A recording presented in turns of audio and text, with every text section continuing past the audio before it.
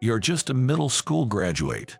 Why on earth did you apply to our company that requires a college degree? Your resume isn't even worth looking at. You don't qualify to apply in the first place.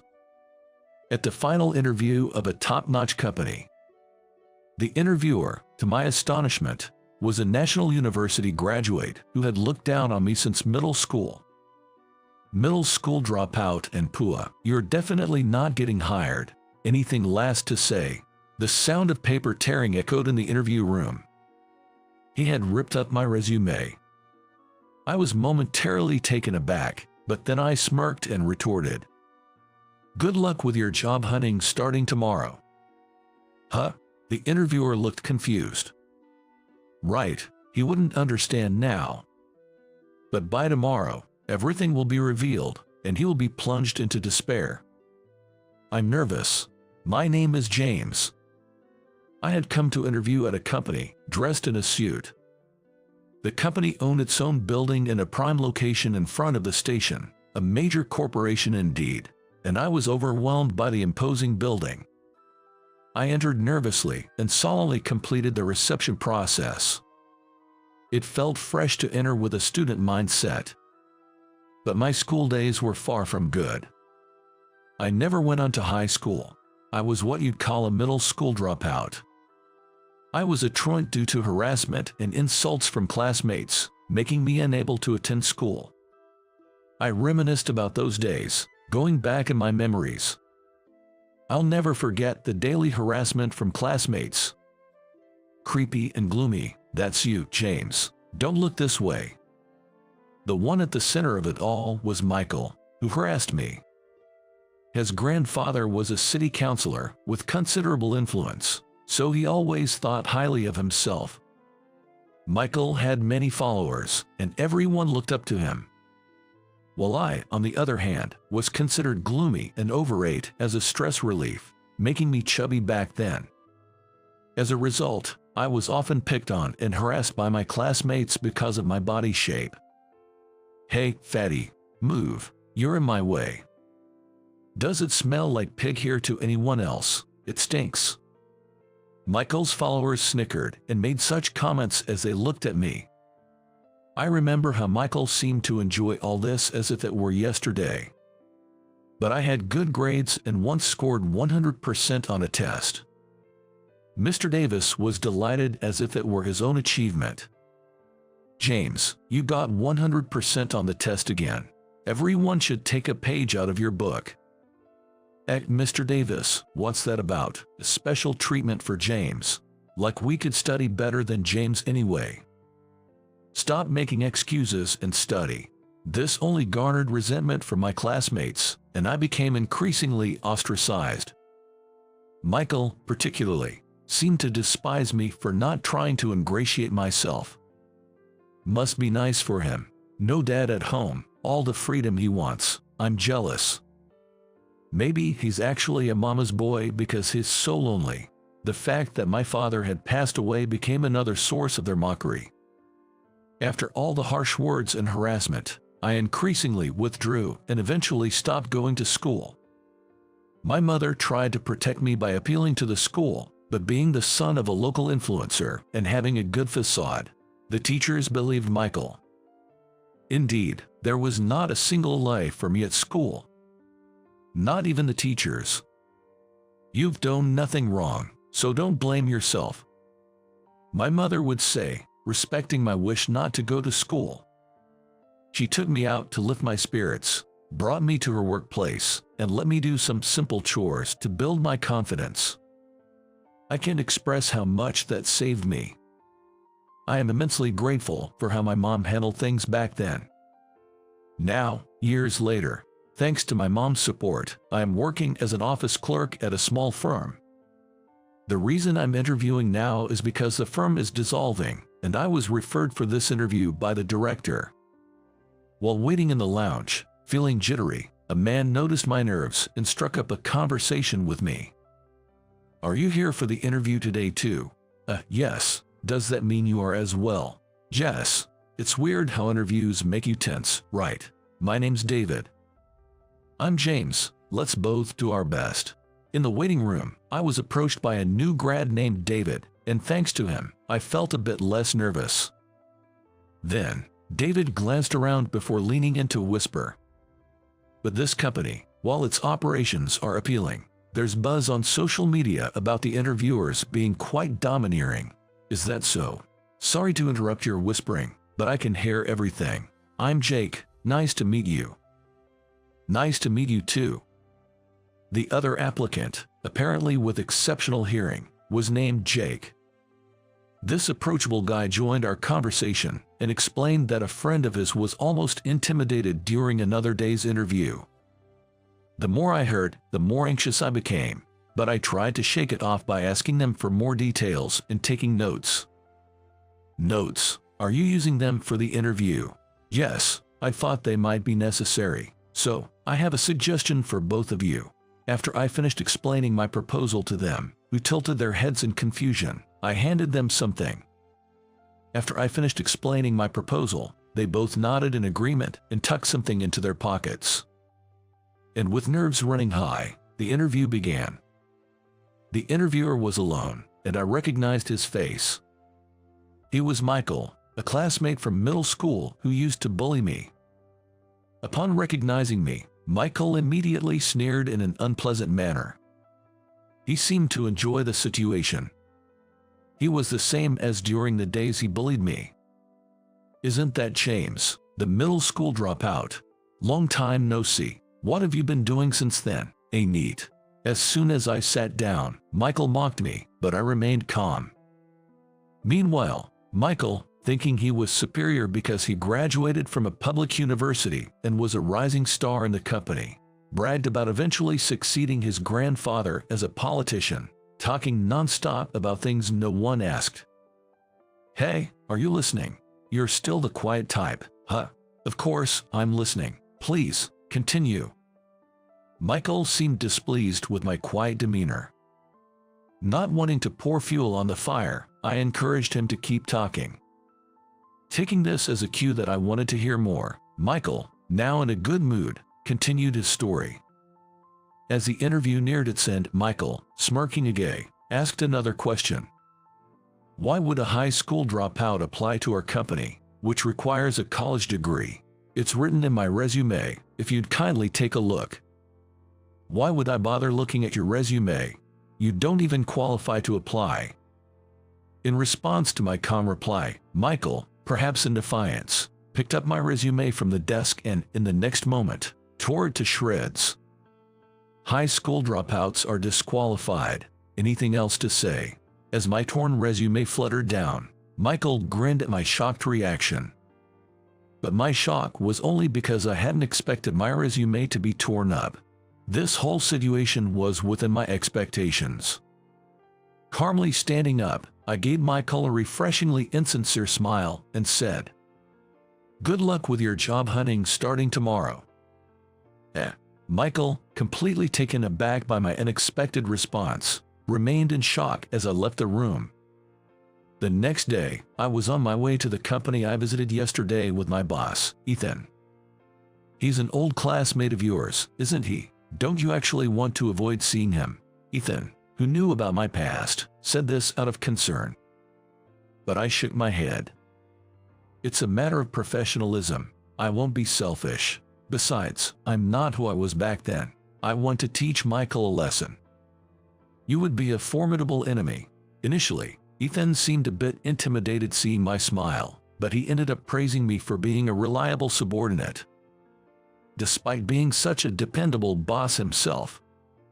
"We've got to put the bad guys in their place." Ethan said this with resolve and then knocked on the door of the president's office of the company I interviewed at the day before. Inside was Mr. Brown, who, upon seeing us, signaled his secretary to call the person responsible for the whole ordeal. After a while, Michael entered with a pale face. "You, James, what have you been telling the company?" Michael, noticing me, rushed over and grabbed my shirt collar in anger. "Stop it, Michael." But he was promptly reprimanded and stopped by Mr. Brown. Glaring at me, he roughly let go of my collar. He's always obedient to those with more power than himself. Do you understand why you're here? Mr. Brown asked Michael, who remained silent. Seeing this, Mr. Brown sighed and introduced Ethan as a lawyer to Michael. Hello, Michael. I'm Ethan, a lawyer. We are here because numerous students are considering a collective lawsuit for the psychological damage caused by your oppressive interviews. Ethan explained. It seems there has been some misunderstanding, Michael muttered sullenly, trying to deflect. I was not going to let him escape responsibility, so I pulled out the tablet I had brought. If you're looking for evidence of the oppressive interviews, I have it right here. I will now play the recordings from this tablet, I said. I operated the tablet and began playing the recordings one by one. Don't you only say things that are safe? Haven't you been told you lack personality? Don't people often tell you that you're not cute? Would you like me to teach you how to be cuter? What? That university? Full of idiots. So even if you make it into this company, you're definitely going to be useless. Looks matter, so if you're ugly, how about getting plastic surgery before coming for an interview? All were in Michael's voice, and as he listened to his own words, his face grew paler. Mr. Brown's face turned deep red with anger. He must have been particularly infuriated to know that such a person was conducting interviews. Of course, there are witnesses. Please, call those two in. Certainly. After Mr. Brown instructed his secretary, the secretary briefly left and then returned with two people. Those two were David and Jake, whom Michael also recognized, as they had been waiting with me in the waiting room yesterday and had interviewed separately. Before their interviews, I had given these two gentlemen voice recorders. I asked them to start recording when it was nearly their turn. And this is what they captured, I explained. I took the voice recorders from David and Jake, turned them on, and played back the recordings. This is David. I was drawn to your company's appealing job descriptions and decided to apply. David's recording began. You know, I think you're dreaming if you think joining our company is easy. I'm very strict, and if you upset me, you'll be out quickly. Understand? Michael's voice came next. I'm Jake. After seeing your job advertisement, I wanted to be involved in your work and applied. Jake's recording started. You wrote that you have a good memory as a strength, and so, honestly, it's all about whether you can do the job or not. But, considering you're from that university, I assume you're incompetent. Michael's voice continued in the recording. After each recording was played, I turned off the voice recorders. Both had been subjected to being berated by Michael, just like me during my interview. And now, all eyes were on Michael. Sweat was visible on his cheeks, and as he became flustered under our gaze, he finally spoke. This was all deliberately done to test the stress resilience of the students. Some of the students actually became mentally and physically ill due to Michael's oppressive interviews and were unable to continue their job searches. We have actual medical certificates here, so it's not something we can just write off as a test of stress tolerance. Then Ethan took out a doctor's certificate from his suit and thrust it at Michael.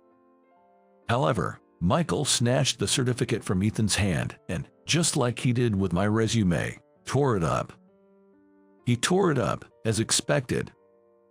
Since we anticipated this, I informed him that the certificate was a copy and the original was stored elsewhere, causing Michael to turn red with anger. He never learns from his own actions. Despite being a middle school dropout, what do you think you're doing? Michael shifted his gaze from Ethan to me, looking ready to pounce again.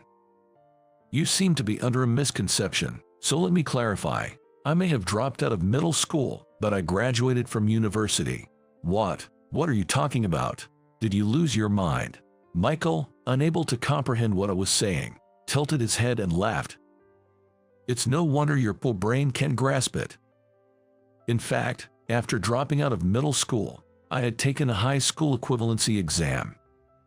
And I had passed, going on to study law at a renowned university. Then, I advanced to a law school. Ethan was a friend of my late father and a lawyer. My mother also worked in Ethan's office when I was in middle school. Yes, during those times when I didn't attend school, Ethan had given me odd jobs. "Oh, James, you're good at this. You have a promising future." Ethan, who had allowed me to frequent his office out of goodwill and was aware of my situation, had always been kind to me, I recall. My mother also seemed to respect Ethan a lot.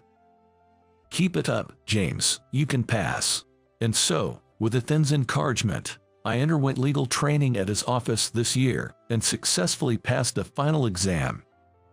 Ethan was as happy for me as if it were his own achievement and hugged me. Since then, I have been working at Ethan's office. Also, Ethan occasionally lectures at universities and had received complaints about oppressive interviews from students during those times. "How about it, James? I really want you to go undercover. Will you do it?"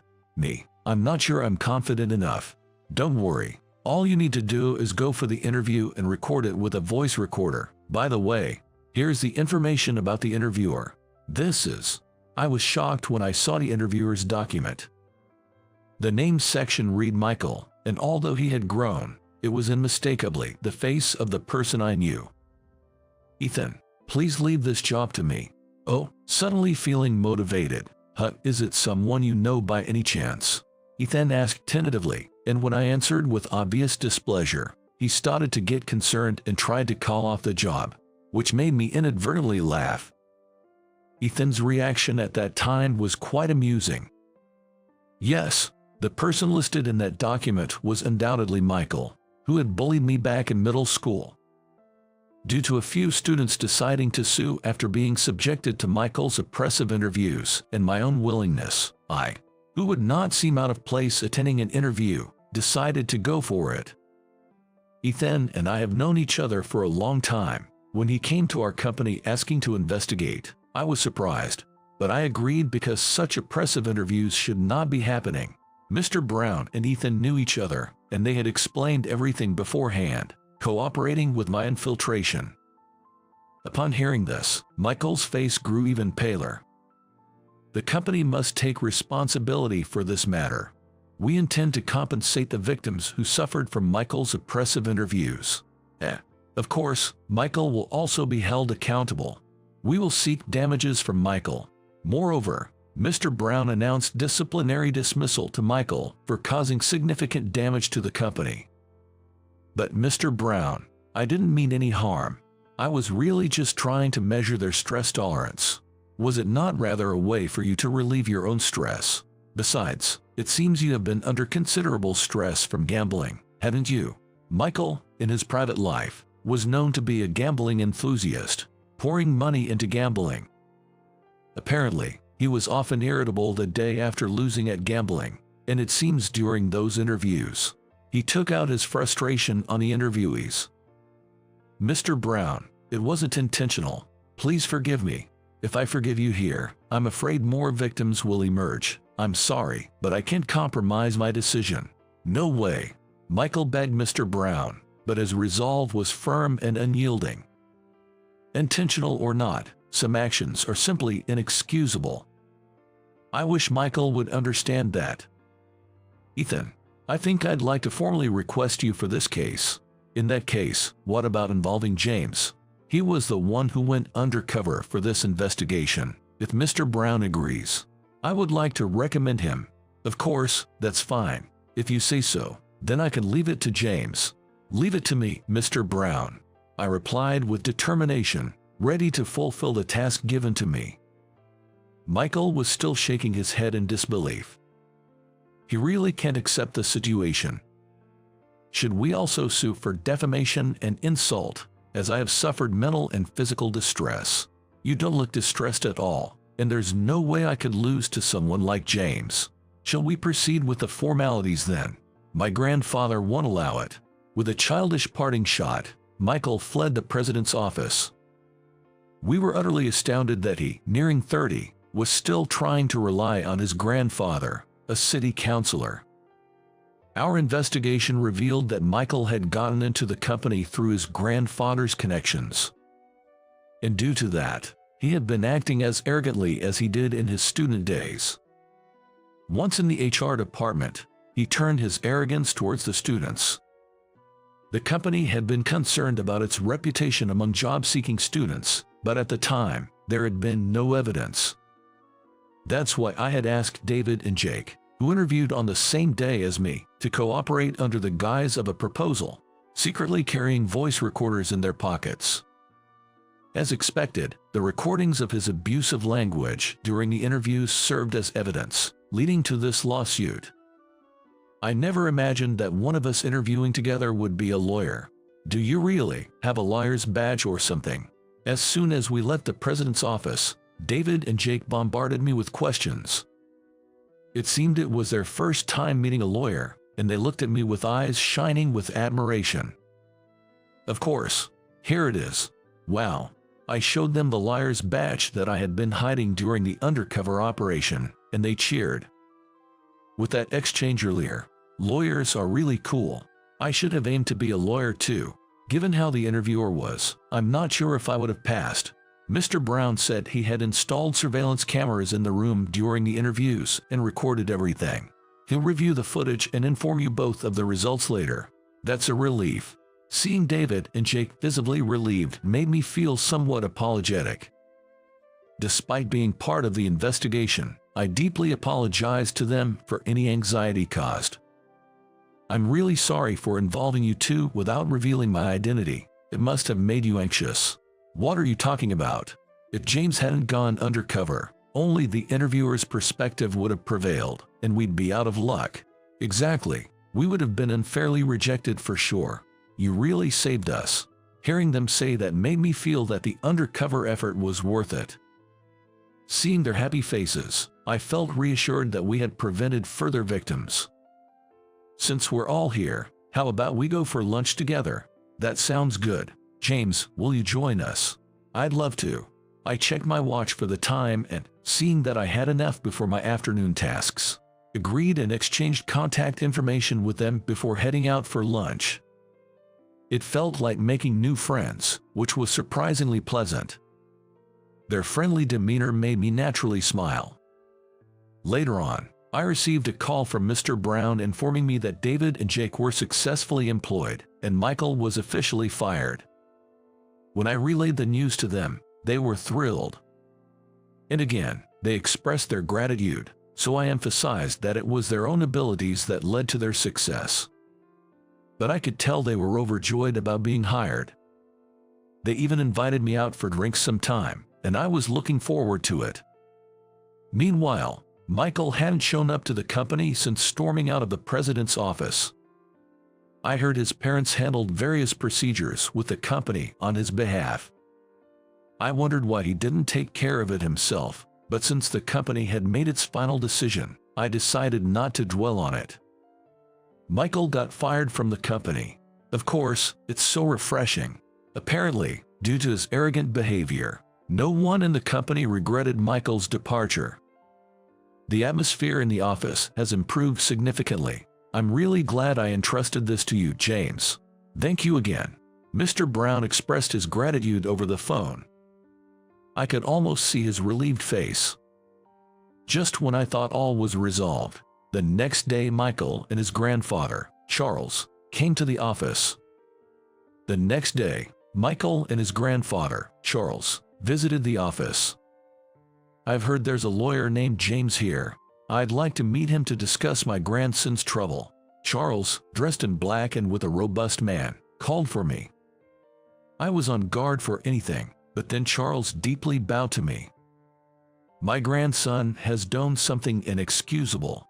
Although I wasn't aware of his actions, as his grandfather, I feel a great deal of responsibility. I knew Charles was a city councilman, but he was more humble than I had anticipated. He had fully trusted Michael, who had good grades and seemed well-mannered, unaware of the bullying he was involved in. It seems likely Michael silenced those around him or suppressed them using his influence. Charles explained that he had never thought of him using his power as a shield to be arrogant. After asking his friends and local acquaintances, I found out about the foolish things my grandson had been doing. First of all, I'd like to apologize to you, who have been harassed since middle school. Saying this, Charles bowed once more. Michael, though appearing sulky, bowed slightly as well. I wish you would take a leaf out of Charles's book. Please raise your head. I feel as if I might be struck by lightning if you continue bowing. Charles looked like he would keep bowing indefinitely, so I intervened. Charles then told me he intended to retire from politics because of this incident. And I want Ethan to be my successor. Me. That's quite an honor, but Ethan was planning to close his office and run for election. Therefore, Ethan, who would never have hoped to become Charles's successor, reacted in a way that seemed unrealistic. Is it okay to decide this so quickly? Shouldn't we discuss it more? You're the only lawyer in town I trust. You're well known, have connections, and are highly regarded by the citizens. I'm not asking you casually, Charles said. Charles was planning to retire and told his supporters to back Ethan. Charles's son wasn't interested in politics, and Michael was out of the question, leaving him with no one else to turn to. Understood. If you think I'm suitable, I will gladly accept the responsibility. Thank you, I'm counting on you. Ethan and Charles shook hands, agreeing to the arrangement. Michael was set to help with Charles's farming business. As long as I live, I won't let you do anything bad again. I'll correct you strictly, Charles declared with enthusiasm, causing Michael to turn even paler. Months later, Ethan was successfully elected, and I took over the office. Hey, how are you managing? I was grateful that Ethan, still busy, would visit the office when he had time. I've always thought of Ethan as a second father, and now it's becoming a reality. Ethan, did you go on a date with Mom?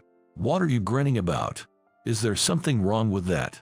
I teased Ethan, who blushed as he asked me back. Yes, recently Ethan and my mother, who had a mutual respect for each other, got married. No, it's great to see you so happy. Seeing Ethan, still freshly married, radiating happiness, I chuckled. Of course, I was happy for their joy and felt incredibly honored to have someone like Ethan as my new father. It was only because it was Ethan that I could accept it. He has always been there, supporting me and my mother.